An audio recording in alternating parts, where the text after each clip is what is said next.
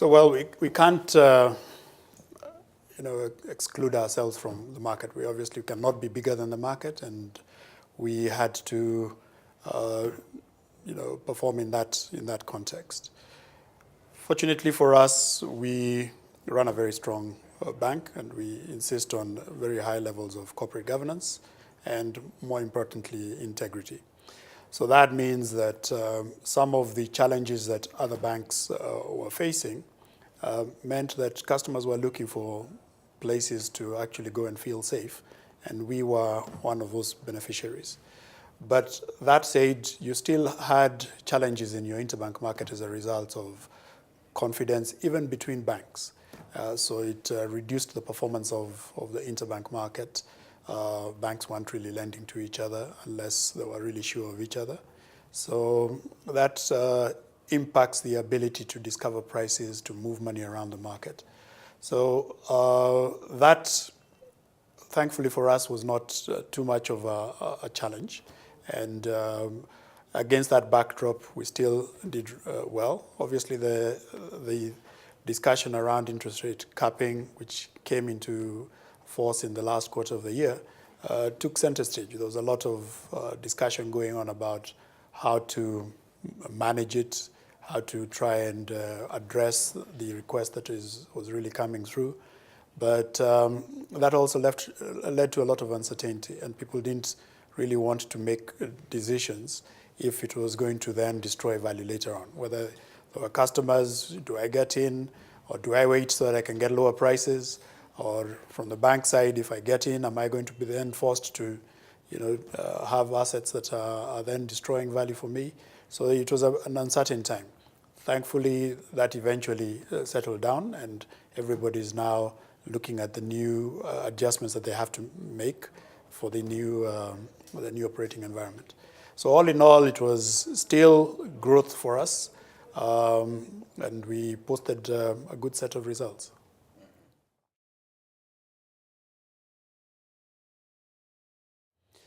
Well, we have to appreciate some of the deep-seated things that are going to happen when you make a significant adjustment like this. You have introduced a constraint in pricing for risk. That means that there's going to be selection around assets, which means people are going to say, well, can I actually do this business without destroying value? Can I only deal with clients whose risk profile is fitting within the pricing mechanism that's in there? And let's not forget that it's actually a corridor. It's a cap, but it's also a floor. So it's raised also the minimum level of interest that must be paid. Now, the challenge there is you've narrowed the margins that banks can actually earn. You haven't removed the principal reasons for the high costs of banking, which is actually the environment in which we operate, right? If you raise our interest costs, obviously we're going to have to seek higher rates of return to be able to pay that interest. But some of the operating costs that come with that, are we able to get speedy justice when we want to realize on securities that from clients whose assets are not performing? Are the costs of operating, whether it is the rising cost of rental, the challenges that come from fraud because of all the opportunities that are rising around changes in the digital space, all of these things lead to additional costs. Now, if banks can't recover them, then you're asking a very tough question of investors in banks. You're telling them to sit through a period of adjustment and destroy value. Now, if they're anxious investors, they'll leave, right? They'll just simply switch to segments that are actually giving them the returns. So that's important to put in perspective. Now, we can focus ourselves, all of us in the industry, whether we're the regulators, the participants in the industry, customers, and so on then changing, rejigging our business models, but also addressing the underlying issues. If we are talking about a very expensive process, for example, for switching banks, because you have to switch assets, and that requires you to go through registries, and it takes you months, and it takes you significant legal costs. We have to address those things. Then it becomes easier and cheaper for customers to actually make decisions. But to use one blunt instrument and think that the problem is solved, you've actually created a deeper problem now, because you're not able to spur economic growth. You've restricted credit. So even the entrepreneurs who are looking for, finance to be able to support their ideas suddenly find actually it's not very easy to get. Or paradoxically, they actually get it at a higher cost, because the only people who are willing to touch them now are going to insist on even higher rates of return.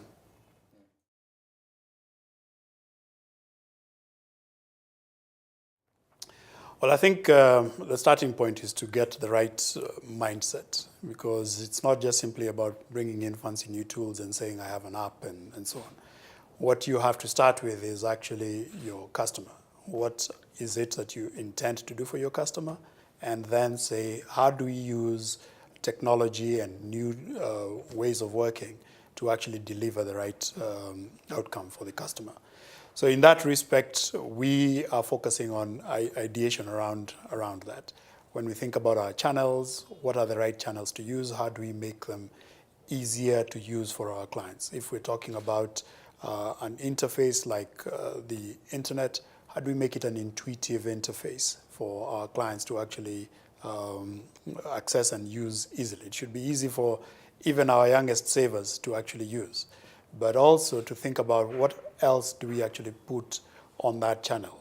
If we're looking to provide products or solutions, how do we make sure that it is easy for them to actually access it over there, rather than having to go through a more convoluted route that takes a lot longer. If you're, we have an insurance business, for example. We want to be able to say that if you're sitting in the airport just about to take your flight and remember, I don't have travel insurance, you can get onto your interface with the bank and acquire the insurance that you need. So it should be easier to interact for clients.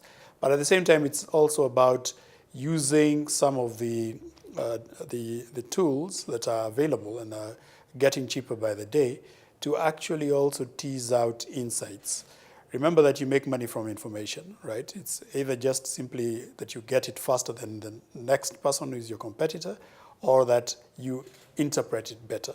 If you are able to gain those insights, then you're able to actually say, well, there's value here, which means we should be able to predict for you what next product you are likely to buy or actually need, simply by perusing your transaction data. So it's aspects like this that we're then building the ecosystem for. And that means training our people, making sure that they understand how to do the analytics, making sure that we have the right systems to be able to facilitate this, so that we can actually make use of the data that we actually generate in huge volumes every day.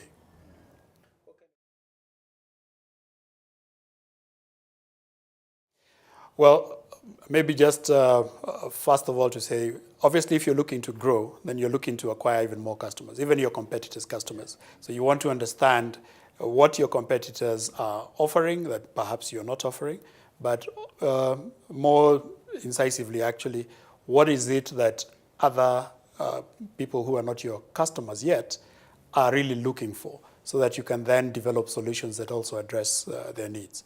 So you have to invest then with that in mind. You have to be thinking, well, if I am looking at platforms that are going to be easy for my customers to operate on, what kind of investments do I need to make there? Is it a core banking system that is actually more attuned to plugging in with different systems? What is it that I need to make in that space? So right now, for example, we are focusing on a new core banking platform that's going to allow us to provide seamless multi-channel access to our clients, so that you can start a transaction on one platform and decide, well, okay, let me pause there, later on pick it up at home on the internet and continue with the transaction that you're doing. And our system should then be able to say, well, okay, here's where you left off on this transaction. Do you want to proceed or do you want to go back to the start, and so on? So an omni-channel kind of platform is important. We are making investments in our data analytics capability, making sure that we can, number one, collect the data and order it. Number two, actually get people who have the right tools to analyze it and turn it into usable business information. So all of this takes investment in the form of, number one, systems, yes, but more importantly, number two, actually getting our people trained up to be able to adopt this new digital culture.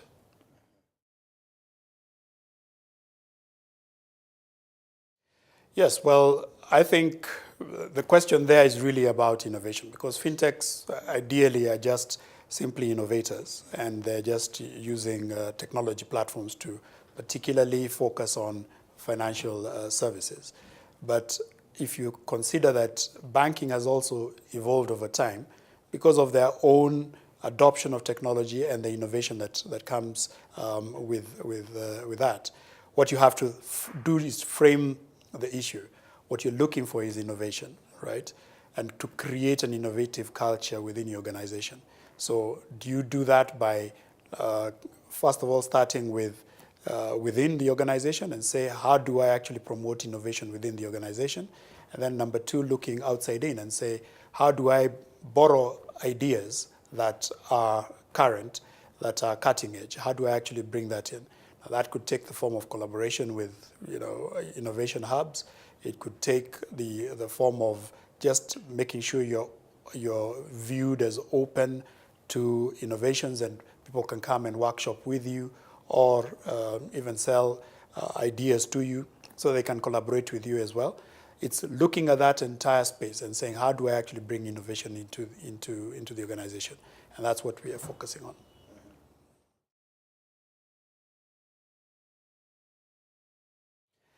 I think the general feedback that we are seeing from our clients when we, explore those thoughts are, we have a lot more mature electoral process. We have, a constitution that now has clear guidelines on how things should actually work in an election process. So there's a lot more confidence that the process would be executed better.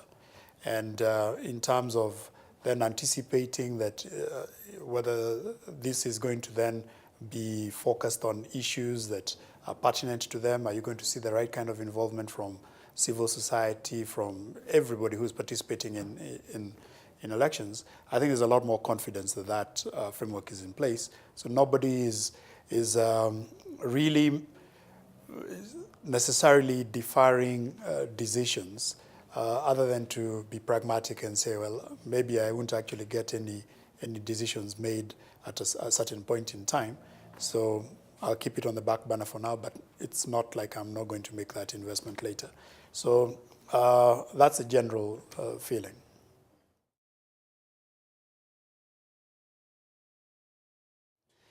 Well, I sort of alluded to it when I was talking about sharpening our focus on the different customer segments. And that's really about making sure that we understand our customers better and can then develop solutions that actually speak to them. We obviously have a regional presence. We are present in Rwanda, we are present in Tanzania and in Mauritius. And the driver behind this has actually been our clients and where they want to go. We want to make sure that we can go with them on that journey. So we'll be looking for opportunities to actually deepen the linkages with our clients and then bring to them the kind of solutions that they expect of us. So more investments, obviously, in how we can deepen those relationships, whether it's technology, whether it is new approaches to customer engagement, and looking at how we can then expand our services that have already been essentially endorsed by our existing clientele to extend to other clients who are potential clients for us. Regional expansion, are you looking at that? Yes, we would remain open, obviously, to the geographies where our clients operate, but obviously to make sure that it is something that is connected to our broader vision.